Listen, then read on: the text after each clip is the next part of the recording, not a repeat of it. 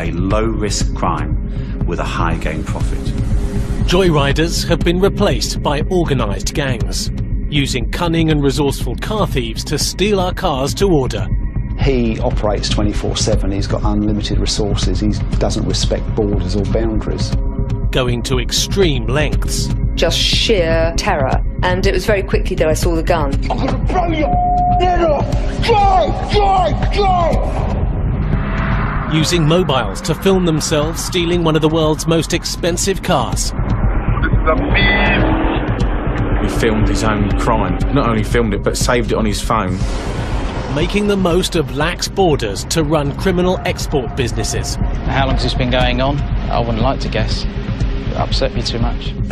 You're under arrest for handling stolen vehicles and money laundering. Investigation. Tonight, on the front line with Britain's top stolen car squad, as they go after criminal gangs to reveal the truth about car crime and big business. We're finding less and less every day. I mean, there's only really one reason behind that, is that they're actually leaving the country.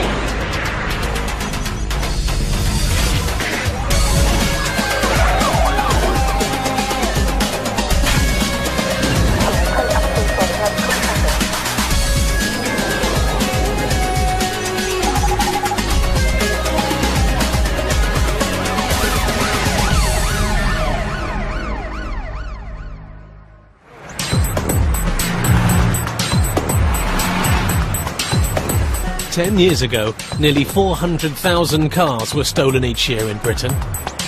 Today, thanks to greatly improved car security, this figure has fallen to 176,000. Good news. Or is it?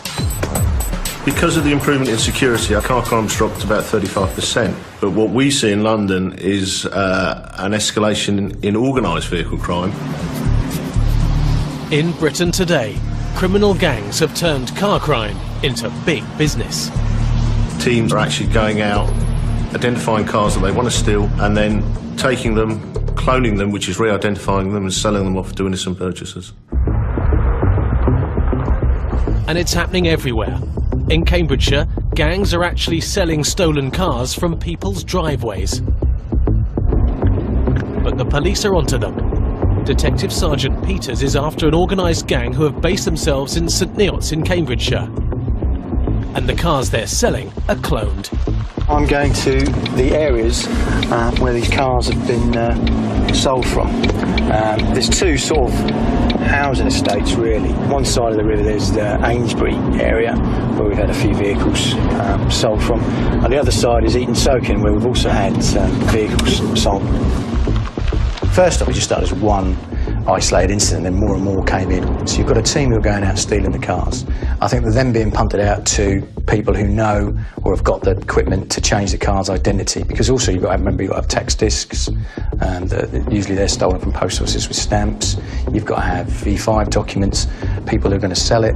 So there's quite a large group of people involved in one conspiracy. And it's still going on. It's still happening in St Neots. The gang are con men, using this quiet residential area as their office. They turn up, they phone the number they've been given, they would then be told, oh, I can't make it, but my son will come out. Next thing you know, sort of from that alley there, somebody would appear, show him around the car, give him the keys, yeah, it's repossession, take him out for a test drive, pay the money, and then next thing you know, as I said, when they get it home, it's stolen. DS Peters' investigation began when this man, Darren Poon, a stock market analyst from London, became a victim of the St Neots gang. CCTV cameras show him going into the bank, followed by the St Neots con man, withdrawing £13,000 for what he thought was a legitimate family car, and handing over the cash. It was quite a good price. It was in good working condition. We were happy to purchase it. I mean, we liked it a lot. Darren discovered the truth about car crime for himself when his wife gave birth to their first child. We decided that that vehicle was just not big enough, you know, to get the car seat in the pram and all the shopping and all that kind of stuff. So we decided to go ahead and look for a larger car. Darren decided to buy a used car. To ease the process, he turned to the internet, soon finding the car he wanted, a red Land Rover Discovery. He travelled from his home in London to St Neots, an area he didn't know, to meet the seller, and handed over £13,000 in cash.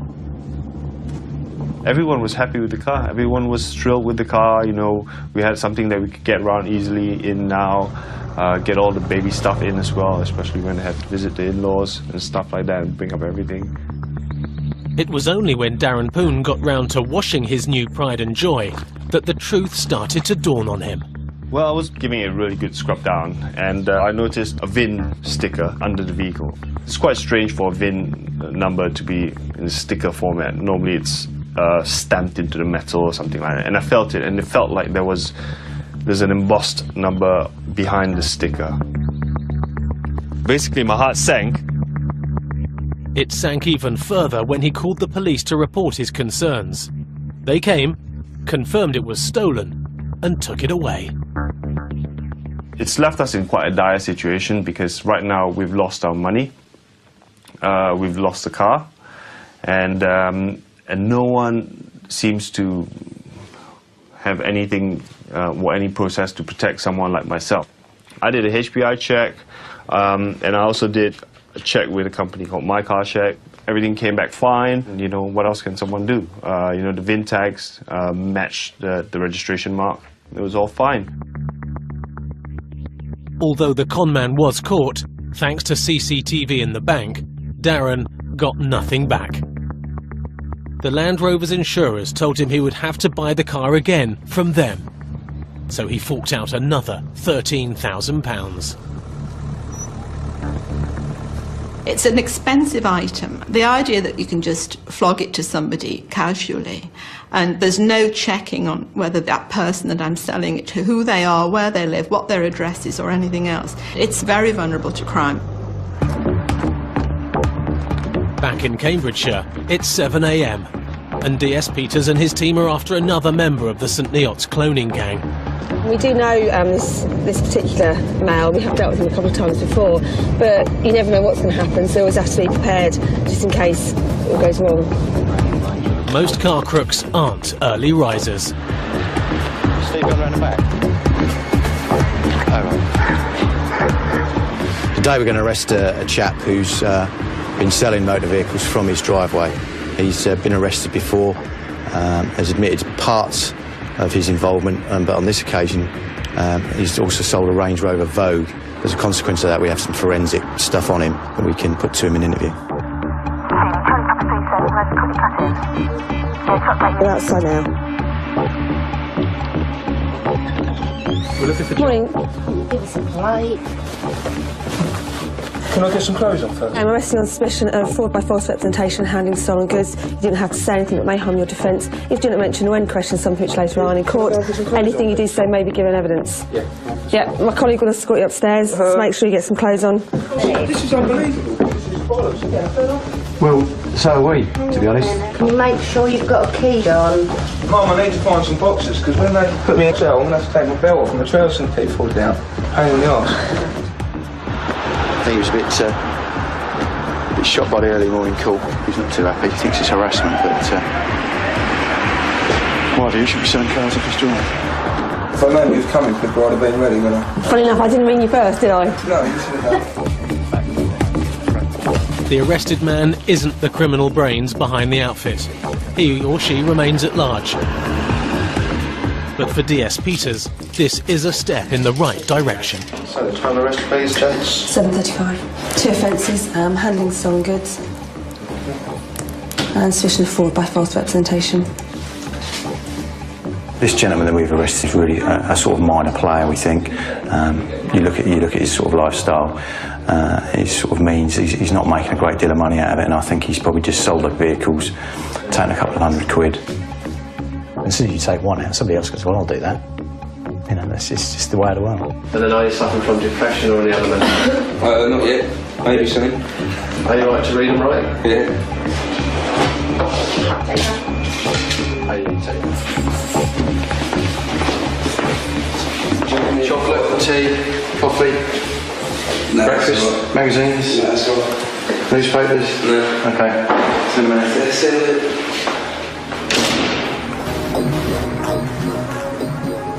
Britain's car manufacturers are doing their best to deter criminals from stealing their cars by designing in crime prevention. In Birmingham, this accessory company has come up with an idea which uses biometric technology. A car that only starts if it recognises your fingerprint. I'm going to try to start it, and it's not going to have anything. You will not be able to start this vehicle. We've located the scanner up on the roof. Right, it's asking me for my fingerprint, so put my fingerprint there. Right, it's accepted the fingerprint, and that you tell that by the flashing green LED on there. Right, turn the key, and the vehicle starts. As simple as that. I am going to put on here a finger that is not recognised. That's read it straight away, and within a few seconds, I will receive a text message on my mobile phone saying there's been an unauthorised attempt to start my vehicle. So, there you go. That's how quick it is. Unauthorised driver is given my position, longitude and latitude of where my vehicle is. Many hope biometrics will be the big breakthrough in cracking car crime and putting the criminals out of business. But some have their doubts. One of the problems about crime prevention, very often if you stop the easy crimes, you reduce the crime, but you kind of up the violence, or that's what you risk doing. Which is exactly what happened to this woman in London's Royal Borough of Kensington and Chelsea. South Kensington is a car crime hotspot. It's home to some of the capital's wealthiest residents, driving the most desirable cars. When Lucy Eady set out to visit friends one evening, she had no idea that her expensive car would put her very life in danger.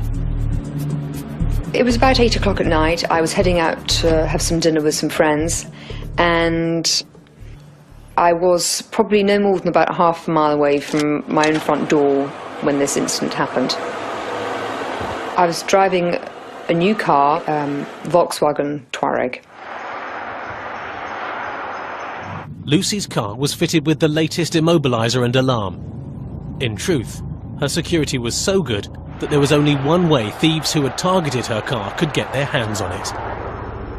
I was coming up Knaresborough Place in South Kensington up to the Cromwell Road, and I was the first car at some traffic lights, and it was a red light, and I was suddenly made aware of the fact that I had a motorbike coming up beside me. It was a moped or something with two guys on it, both wearing black, both wearing helmets, and looking in the car. It was all so quick. One thing, I saw him looking through the window. The next thing is he was sitting on the seat beside me. My thoughts when he was getting into the car were just sheer disbelief followed by terror, and it was very quickly that I saw the gun, so I knew that there was something quite hideous happening. Psychologically, it's incredibly disturbing. When somebody is threatening to kill you and you're in the incredibly close proximity of a car, you're in this box with this monster. I didn't say a lot when he got in, and I didn't say a lot throughout the whole ordeal. He was the one who kept on shouting. He was wearing a motorbike helmet, so it was very difficult to determine. You know, I knew he was a white man. Don't know what nationality.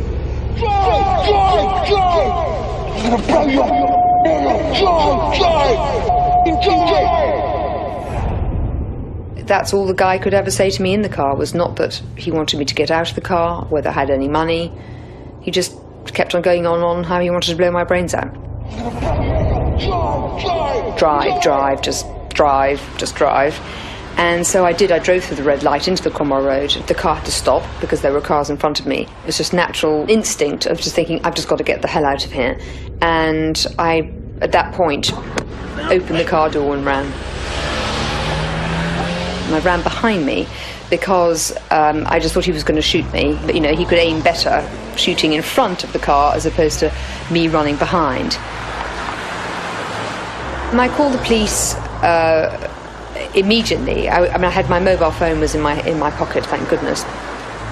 By the time you get onto the right services department, in an incident like that, it's all too slow. I mean, I heard them coming out into the streets, but it was, by then, he was the other side of London, probably.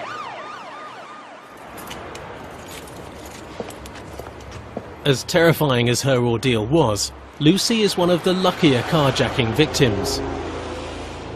25-year-old estate agent Tim Robinson died of stab wounds after being confronted by two teenagers when he parked his car in Battersea.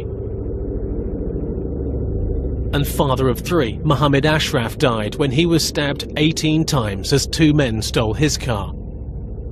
We believe there's around 10,000 incidents a year, but there's no actual category or no box to tick for monitoring carjacking. But it is part of the issue of cars being so difficult to break into now if unattended. If you are keen on stealing a particular model or make of car, it's just much easier to actually brutalise the person behind the wheel, get them out of the vehicle, threaten their safety and drive the car away. The demand for expensive stolen cars is so high because the thieves are feeding an international criminal vehicle export business. The little person in the chain, their cut of that vehicle is relatively small. That then gets multiplied by maybe 5 or 6 or 7,000 to the middle person, who then simply takes the vehicle from the thief, then maybe does some form of cloning if necessary, and then that moves on to a shipping container and then out of the UK, and then the person at the other end may then be making their slice. The people making their slice have become so big that Britain's police forces have had to change their strategy completely. It's not the Bobby on the beat that can deal with this. It's far more organised. It crosses police boundaries, it crosses international boundaries, and it requires a totally different response. London's police chiefs have responded by ordering its specialist stolen vehicle squad to aim high. This unit has been chasing car criminals of all shapes and sizes for over 40 years. But it looks like they've gone out on clone identities. Now they only go after the big boys, those working in the business of shipping stolen cars abroad. With the Cypriot authorities, we are speaking to them verbally. We work out villains that are crossing police boundaries to make money from their criminal enterprises. Therefore, the investigation needs to look into the organisation, who's the boss, who are the thieves, who are selling the cars. Some of the people we've looked at have got criminal profits of between £500,000 and £2.5 million. It's a national and international organised crime network that's out there. Up to 20,000 luxury cars are stolen from the streets of Britain each year and illegally exported to countries like Cyprus, the United Arab Emirates, Africa and Spain. The use of that kind of process is almost like the Trojan horse. If you think back to your history days, the Trojan horse was a gift. The Trojan horse gets taken inside the city and the men jump out. Well, on this occasion, the Trojan horse is the car. It drives through the ports undetected, and when it gets to the other end, it's not men that are jumping out, it's cash. Cyprus is one of the biggest destinations for Britain's Trojan cars. It's an attractive market for car criminals, since the Cypriots drive on the same side of the road as the UK, and it's an open market. Cypriot taxation laws mean the crooks can make more profit here than in Britain. Also, the Cypriots just love their cars. Population-wise in Cyprus, there's 850,000 people. Number of vehicles registered here is 1 million. So when you take out of the equation the children, elderly people, etc., etc., you can probably equate sort of every person on the island owning probably about 5 or 6 cars each, which that astounded me. DC's Simon Ashton and Mike Pilbeam from London's Stolen Vehicle Unit are two of Britain's most experienced vehicle examiners. They believe the scale of criminal activity here is larger than even they imagine. The vehicles are going out, coming in, being undetected. You know, once we start sort of, as I say, opening up this corridor of communication, the problem may escalate into something bigger than what we think it is at the moment. The Cypriot police are just as concerned and have started to crack down on this criminal trade. They've been seizing cars they believe to be stolen from the UK, but they need the help of the British car squad. English vehicle index, Lima Kilo 06 Oscar Victor Golf. They're reliant upon us because of the information coming out of the UK is not as free as they would like it. We are sorting that out so that they can have a direct link with UK sources. Direct links are one thing. Training the Cypriot police to recognise a stolen British car is quite another. There's only a certain amount of secrets, I suppose, and knowledge that you can write down. Most of it is mainly sort of personal experience that you can obviously pass on to other people. Whatever their lack of first-hand knowledge, the Cypriots have clearly been seizing the right cars. Right, shown stolen since the 29th of the 4th, 07 from E4. Just had a fax sent through from the office back in London, and it confirms that the Range Rover that was stolen last year has been shipped out and been re-registered in Cyprus on its stolen identity. Identifying cars isn't an easy job. The hardest thing is trying to find identifiers, stamped in chassis numbers. Obviously, I need to know the ins and outs of each car. As they confirm the stolen cars, Britain's car cops are uncovering a worrying truth about getting bent cars into Cyprus. You don't have to go to too much trouble. What we're finding is some of the cars that have been shipped out to Cyprus have come out on bogus UK identities. And they're just changing the number plates, but all the other identification marks on the vehicle, like the stamped-in VIN numbers and the visible VIN numbers, they haven't been altered. And then they've been registered in Cyprus to get a Cypriot identity. The police team are also finding cars that have been hired from rental firms in Britain and then shipped here. From my examination of here, it's a real vehicle. It's the genuine vehicle that was manufactured by Mercedes. It's not a clone vehicle.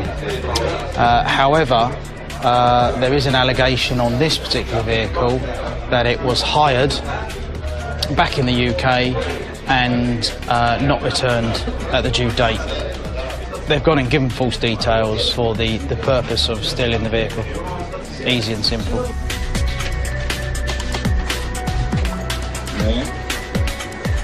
I'm surprised at the ease at which they do it. I mean, how long has this been going on? How many vehicles have come into this country, and obviously they go on to other countries? I wouldn't like to guess. It would upset me too much. DC Ashton's upset is today offset by the joy of recovering so many stolen cars. Since we've been here, the vehicles that we've taken for further investigation, we're probably nudging about £1 million worth. And it could have been even higher if the thieves had got their hands on more of this type of stolen car. This is Bentley GT, automatic, about £100,000 worth of vehicle. Probably less than 10 shown out stolen on the UK register. What have they spent to actually get the vehicle here and change the identity? Probably a couple of thousand, if that, you know. So quite a handsome profit for just one vehicle. This trip may have been a success, but DC Ashton knows the truth. They are not yet on top of Britain's car criminals. In the majority of crime, you're one step behind, and we'll never ever stop them. But we're not that far behind them. The Cypriots too believe they are catching up and remain confident that they'll be able to reduce the amount of trafficking in stolen British cars. The authorities of both countries are fully aware of the problems. We strongly believe that eventually the culprits will be arrested and prosecuted. Back in London, the car squad is starting to see the fruits of its labours. After a 24-month investigation, DC Ian Slaney and his team have shattered a gang who earned millions by exporting stolen luxury cars via Holland to the United Arab Emirates in the Middle East. By smashing this gang, we've stopped millions of pounds worth of vehicles that had been stolen purely because of their value and the fact that they can be taken to another right-hand drive country where they can be sold for market value. The gang were responsible for stealing one of the world's most expensive sports cars, a McLaren SLR, worth over £300,000 and one of the fastest cars on the road. It's a very rare car and very desirable. There's only 1,600 made, I believe, and actually in the UK probably maybe 20 or 30. When DC Slaney and his team first came across the gang 2 years ago in London, they used hidden cameras as part of their covert surveillance. Can you get it now? Yeah, go on. Keep going. Yeah? Yep. When we first visited the address, we actually saw this car sitting outside on his driveway. Now this is an Audi RS6, and it was displaying German number plates at the time, which we thought was odd because it's a right-hand drive. It wasn't long before they got sight of the Mr. Big they believed was the leader of the gang.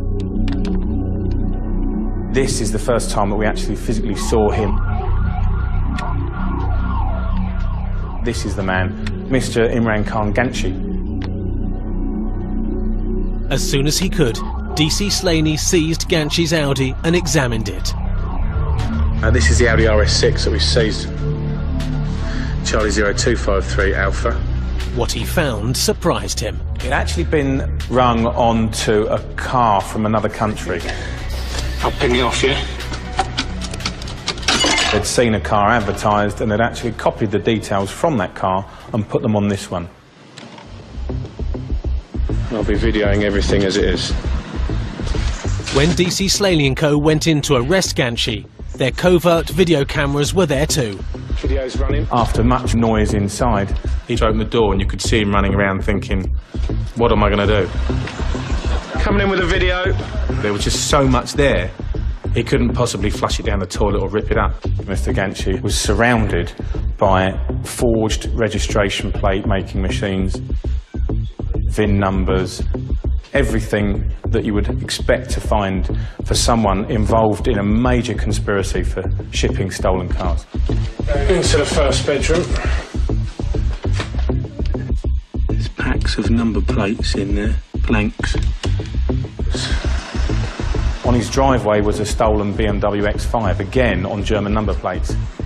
Okay, this is the key that we took from Imran Khan Ganchi's pocket. We're going to see if it opens the vehicle, and there we go. And it's open. It was one of the best finds I think I've had in my career. There was identities of numerous vehicles, pictures on his computer, on his cameras. We had hundreds of identifications for vehicles that we already know had been stolen in the UK. Here we go. We'll now put some gloves on and we'll see if it starts it. No, it's now open. Range Rover, service book, chassis number. We also found some personal belongings belonging to Miss Tara Palmer Tompkinson. When we made checks, we realised that her car had in fact been stolen some 3 or 4 days previously. How the gang had obtained the key to Tara Palmer Tompkinson's car remains a mystery. But mobile phones recovered during the raid provide a clue, and the discovery of a new 21st century way of targeting and stealing expensive cars. They'd drive around and with their mobile phones they'll put on their notes or a text message the registration number and the VIN number of a car. Once armed with that information, they were getting someone to forge paperwork, the vehicle registration document, MOT certificates, insurance certificates, and they'd actually take those documents along with a forged passport to a dealer in Europe. They were relying on the dealer falling for a story of my car has been locked in a car park. I'm stranded in a foreign country, please help me out. And they were actually applying for a spare key for the car. They'd then travel back to the UK, simply walk up to the car and drive the car away. This person that we took out was a major player in organised vehicle crime. Taking out the major player wasn't enough.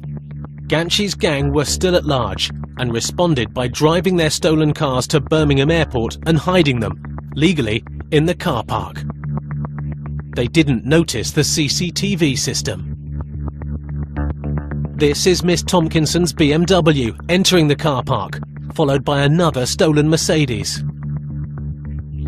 And here, 3 members of Ganchi's gang are caught leaving. The alarm was only raised when an attendant's suspicions were aroused and he called the car squad.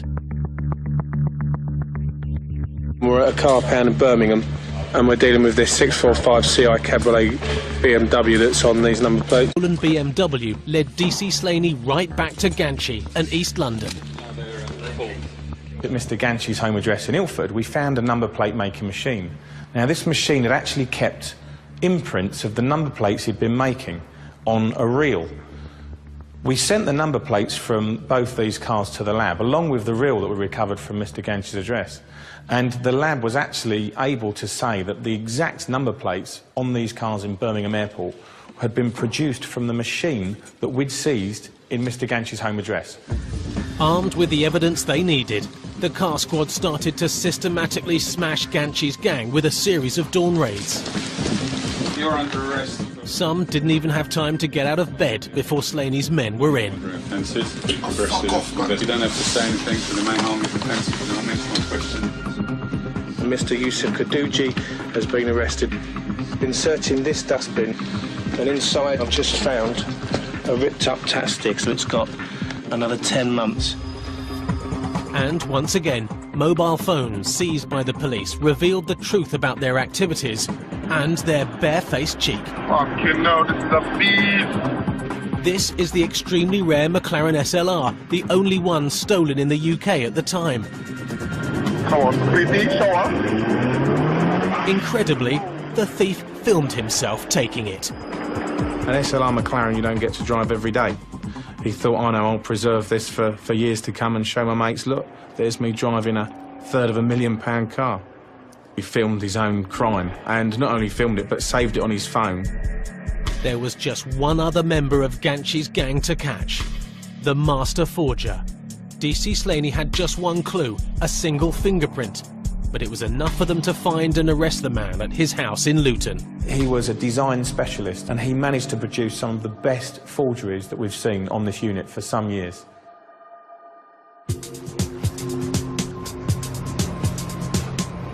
Getting stolen cars out of the UK has also become an art form. The truth is, Britain's container ports have become overwhelmed and a prime criminal shipping source. The ports within the UK are effectively a sieve. The length and breadth of the UK ports are shipping containers out of this country. The level of data that's actually required by the freight forwarders should include the details of the full content of the container. There is clear evidence that that is not the case. Tilbury on the Thames is one of the largest ports in Britain, with only a small number of police dealing with vehicle crime. They know they've got a problem with stolen luxury cars passing through, but there's been little they can do. Today, that changes. A crack car squad led by DC Griggs has moved in to help. It's a huge problem. At the end of the day, theft of vehicles seems to have levelled out. The recovery of those vehicles is not... We're finding less and less every day. I mean, there's only really one reason behind that, I think, is that they're actually leaving the country, mainly via the ports.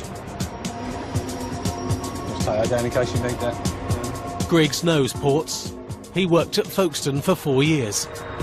Port police have this week, they've looked at what's travelling out of the port, and they've requested certain things to be put to one side for us to come and check today as part of the operation. Griggs will coordinate a week-long blitz on Tilbury's containers, based on information he's received. One of the aims of today and this week is to actually get some sort of idea as to the scale of it, really. Could be we find none, could be that we find a container has got one of our vehicles in it. Right, love. See that? We've got intelligence that a number of vehicles will be exported in containers. The unit here are primarily concerned with, obviously, counter-terrorism, immigration, and there's only a small unit actually deal with vehicles. The intelligence includes putting 2 and 2 together when examining container manifests, which often conceal the truth.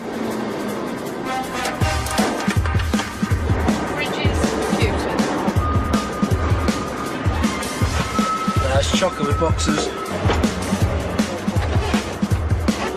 Let's go and see if we can get a small mirror in there.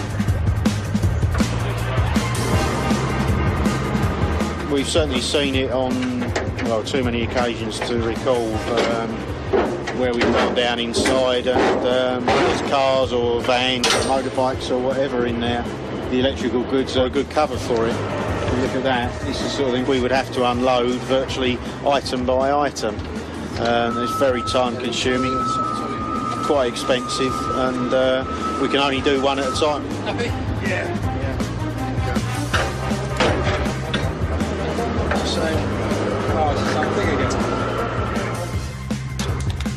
Sometimes hitting pay dirt is all about hunches and experience. There's some inconsistencies with the manifest on this one, which we need to check out. Sometimes it's clerical errors and sometimes it's purposely mismanifested. We won't know until we check it out. Household effects and used fridges and freezers.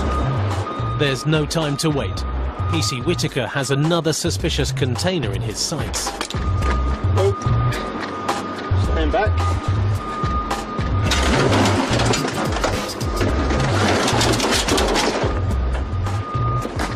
Car radiator. They're used in every good household. Well, some people might keep car spares in their houses.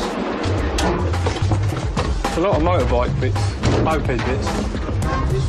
They're obviously weighed on the weighbridge, and I think this one alerted their suspicions because it was so heavy. Obviously, we've opened it up, and there's a number of engines and gearboxes and bits and pieces, and obviously that increases the weight.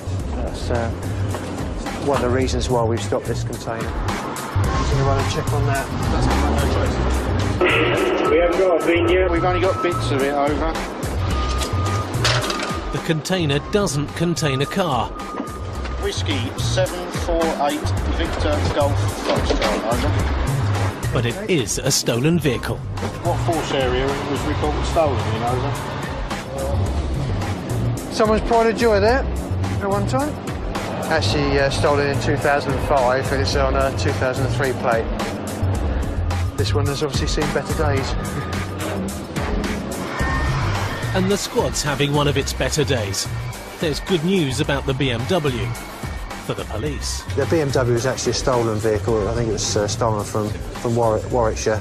Again, it's another classic example of quite a high-value vehicle being exported without interception of the port's police. That vehicle would have never been seen again.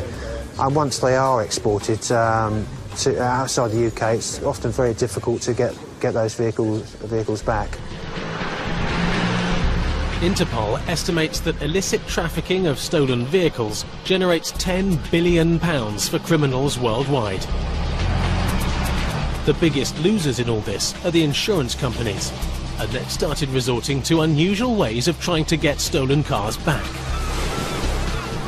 They're hiring bounty hunters, like Barry Hancock from Brighton. This is a Mercedes CLK that was in Dubai. He's no dog, the bounty hunter, but he is a rare breed, paid by insurers to go to the countries where their stolen luxury cars have been shipped to, find them and bring them home. Well, it's very difficult to keep up with the professional car criminal for the simple reason that he operates 24/7, he's got unlimited resources, he doesn't respect borders or boundaries, whereas the police have to operate within certain parameters. They have to respect borders, they have to respect boundaries, and this is one of the core problems, I think. There she is. Well, it's nice to see her home at long last. Britain's new bounty hunters are making a good living, as the insurers increasingly turn to them. Thank you very much, sir. The reality is it's a growing market. It's very lucrative for the bounty hunter. They can locate the vehicle in a foreign country by normal means, simply by observation, wandering around, looking for the vehicle, check to see whether it's on the register as being on finance or outstanding stolen, and then what you're saying to the insurance company is, I know where your asset is. Agree with the insurance company a settlement figure, and then effectively the bounty is their reward for recovering a stolen vehicle. Okay, it's just got a small dent in it, isn't it? This was one of a number of vehicles which was stolen by a gang that was operating in the UK. A lot of them were shipped to the UAE to go further afield into Africa and Asia and the Middle East. Barry created his business from a gap in the market. The business side of it is to try and recover their losses. Ultimately, the police are not there to recover assets. They're there to detect it. They will help with seizure, but when it comes to recovery, that is not their job. The truth is that the police are unable to put a complete stop to the illicit container trade. That's a huge financial cost. To scan every single container completely, absolutely completely, that leaves this country, we would grind the country to a halt. Feeding the organised crime car export business is a full-time job, and many 21st century car thieves are now going nowhere near the streets or car parks or your drive. They simply steal your identity, walk into a car showroom and steal a valuable car by using bank or hire purchase finance. We know of, for definite, at least 1,000 cases of vehicle fraud affecting finance companies each year. And to put that in perspective, that costs the industry, and therefore our customers, something like 17 million. The end victim for this kind of crime is the average man in the street, because it means that he is paying a higher price for the product than he would do otherwise. London's car squad is onto this new way of stealing cars. DC Hargreaves has become an expert in what is called vehicle finance fraud. Already, he and his team have recovered £5.5 million worth of cars which have been taken in this way. There's a massive nationwide problem with finance fraud, primarily because it's so easy to carry out. All you need is some fake documentation. Go into a dealership, and because the dealers want the custom, more often than not, they can get the vehicle, and once they've got the vehicle, they'll probably make one payment, two payments, then the vehicle will disappear. They're very clever, very resourceful people, more intelligent, and they are more difficult to investigate. DC Hargreaves is now hot on the trail of another major vehicle finance fraud criminal. Of all the driving licences you can see before you on this table now, it's the same individual. These are not forged driving licences. They have been issued by the DVLA, but they've been applied for fraudulently, using other people's details.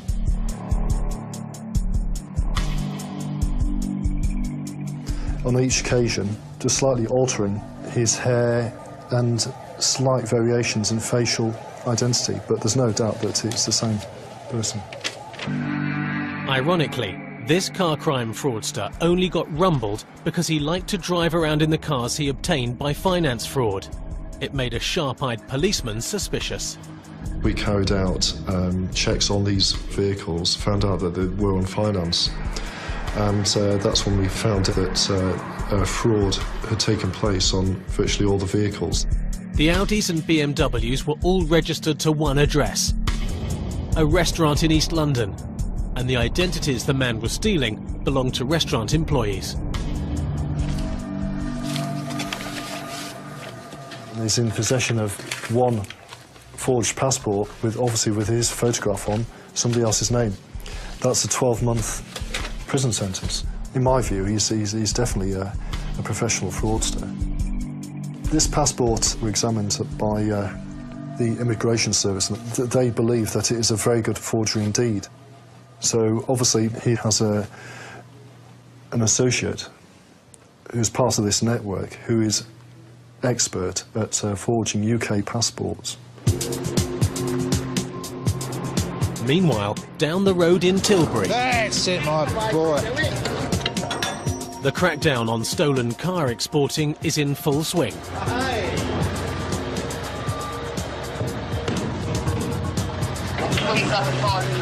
The 4x4 is worth more than £50,000, but is it stolen? It's a good find. Good find. We've done a check on it, and it's going to Johannesburg, and it's come up as finance. So we've contacted the finance company, and they don't want it to go, obviously. It's brand new, 08, so a few thousand, £50,000, £60,000 worth of motor vehicle here.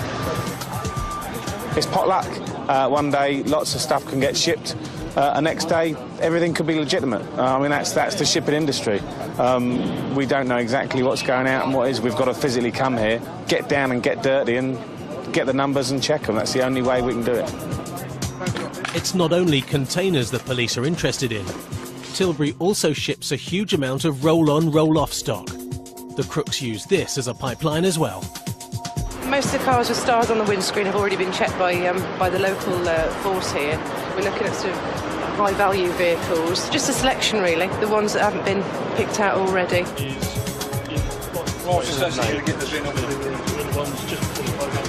got the last 5 of the VIN number? Right.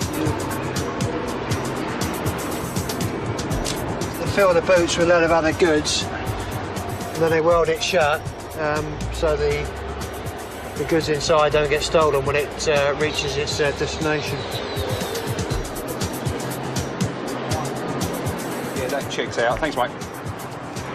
So we're also quite suspicious of vehicles like that have been parked right at sea. You can't see the registration plate, and some of them have been ripped off as well. DS Tidy has his eyes on a car which looks a cut above the rest. Could you get clear, obviously, to make a phone call to them to see if the finance has been paid and if they want it seized? Yeah, all right, Mark. I've just spoken to Claire. It's confirmed they don't want it to leave the UK. Someone has obviously financed their vehicle originally and stopped paying for it.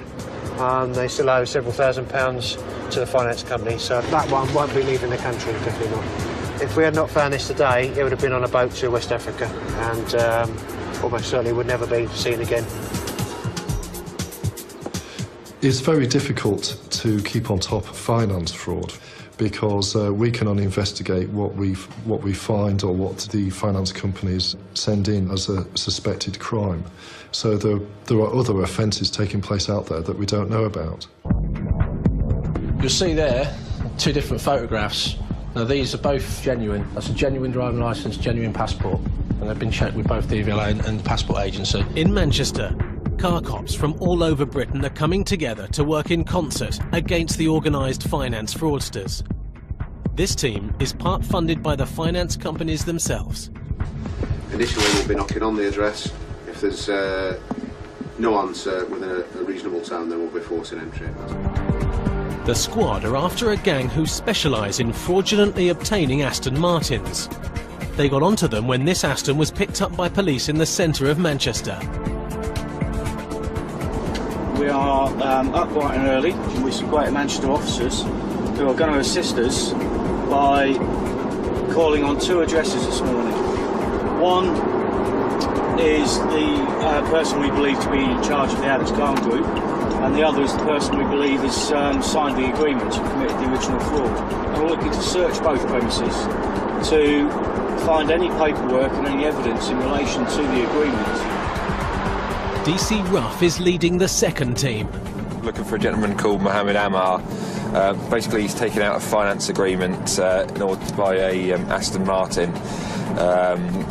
It's alleged that he's basically become a director of a company, and the sole purpose of becoming a director of the company was in order to take the get the finance for the vehicle. Both raids are carried out simultaneously.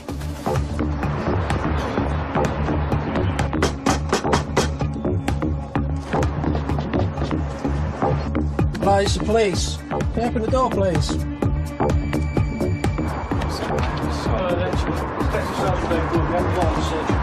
Open the door immediately, please.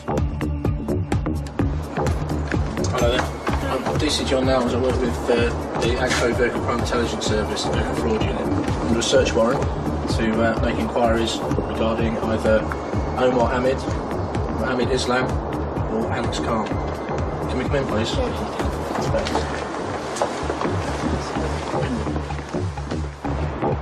The second address is also occupied, and it's the man named on the warrant. We're looking at documents and items related to the Alex Khan Group or other related companies. Okay, that's what Is it Mohammed, is it? Mohammed. All right, Mohammed. Do you want to have a seat for a minute? I've got a warrant to search the premises. Basically, it's in relation to a fraud that's occurred. In the loft underneath the two, there's a firearm which has allegedly been dismantled, but The firearm is only one piece of potential evidence they've found. Driving licences have been found already, and various other pieces of documentary evidence that would be obviously useful to our inquiries. Also in the roof area there's a firearm that's being found. It's apparently licensed, but obviously our inquiries will have to look into that. At the first house, the woman who answered the door is claiming Mr. Khan, the man they want, isn't at home. Well, there's only one occupant, just a female, single female. She's denying any knowledge of the chap we're looking for. Although there is mail at the address for him. But there's a room that's locked, a bedroom that's locked, so we're going to, if you don't find a key for it, we're going to put the door in. It's a bit too suspicious to have a bedroom locked in a family house. Suspicions are aroused even further when a man turns up, saying he's just finished a night shift at the local supermarket.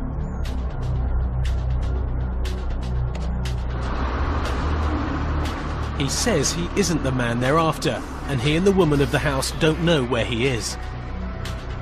They claim that he doesn't live here, that he's been disowned by the family and everything else, but she's got his phone number on her phone. I asked you a specific question, didn't I? Yeah. Well, do you want to take it down now? It might be in dispute in your mind, it's not in mine. Okay? She's got a legal background, and so she was only saying what she needed to say. We've got a huge amount of seized documents and intelligence relating to the target. It's an Aladdin's cave, it has to be said. The man from the supermarket has been arrested because DC Nelms is convinced he's involved somehow. Documentation we seized from the room that he claimed to be his relates to the company we were looking for and the people we were looking for. So I arrested him on suspicion of having articles in his possession to commit fraud. And the vehicle behind is going to be picked up today by the finance company because that's on finance as well.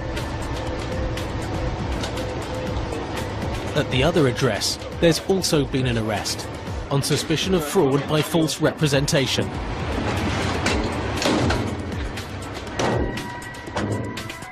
And the cars around the house are possible finance fraud cases as well. This car's belongs to the owner of the property. We've checked it and basically it comes back as the financed vehicle as well. Back at the team base in Manchester, the results of the raids are being assessed. The key to the Aston which kicked off the investigation was found at Mr. Khan's house, along with several others. We've got a selection of keys here. We've got the ignition key for an Aston Martin, which obviously the vehicle we're looking at, the one that was fraudulently obtained. This one was seized from one of the bedrooms. Yet another key for an Aston Martin. So they're all things relating to Aston Martins, really. Again, we've got a logbook there, a manual relating to an Aston Martin as well. So it's all hard evidence. If he turns around and says he's got no link to Alex Khan, he doesn't know anything about it, then why is his name, address, date of birth linked on a director's report from Company's House? And these are the items of proof of identity that he's actually used at the dealership. There's question as to whether the photographs are the same person. Although sometimes when you're looking at commission on a £110,000 car, your attention might be elsewhere at the time. At Tilbury Docks, the crackdown on stolen car exports is nearing the end of the road. For this time. The team believe there's a stolen Porsche behind the electrical goods. Time for Plan B. A broom handle, a mirror, and some luck. Well, there's a will, there's a way. You've got to offset the cost, you see. £120,000 worth of Porsche. Yeah. Into the 599 broom. It costs more than one of mine. Yeah. What do you see? Nothing? They have none. There is no Porsche.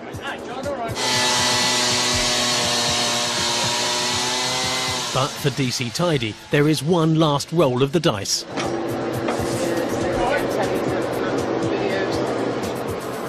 You got a car in the back there? Go and see number plate. Do you want to take that?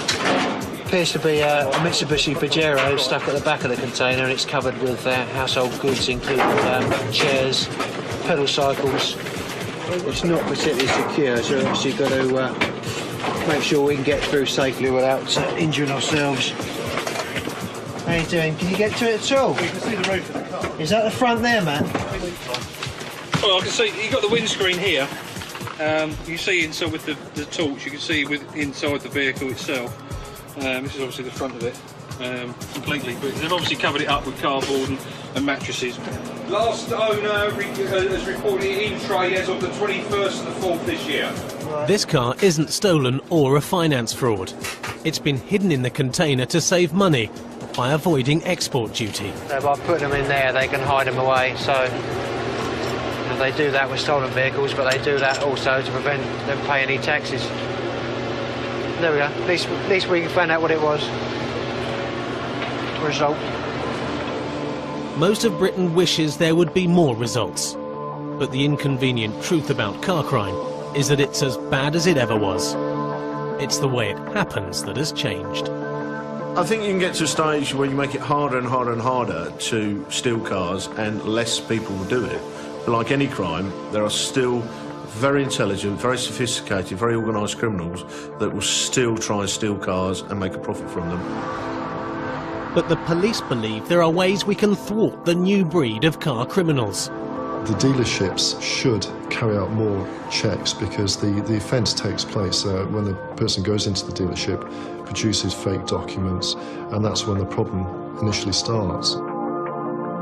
If we can get the cooperation of the end markets where these vehicles are going and get them seized on import, this will make the thieves' life a lot more difficult.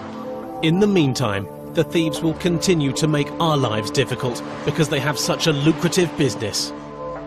Better even than the drugs trade.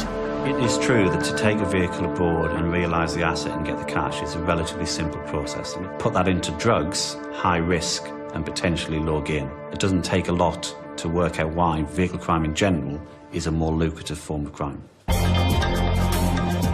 The crook from Cambridgeshire selling stolen cars off his driveway pleaded guilty to fraud and handling stolen goods. The mastermind of the multi-million-pound gang exporting stolen cars was jailed for 6 years.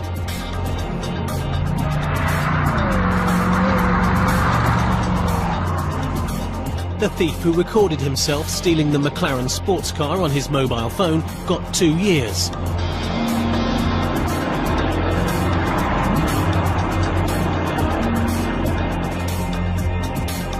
His accomplice got a 12-month suspended sentence. The gang's master forger got 3 years.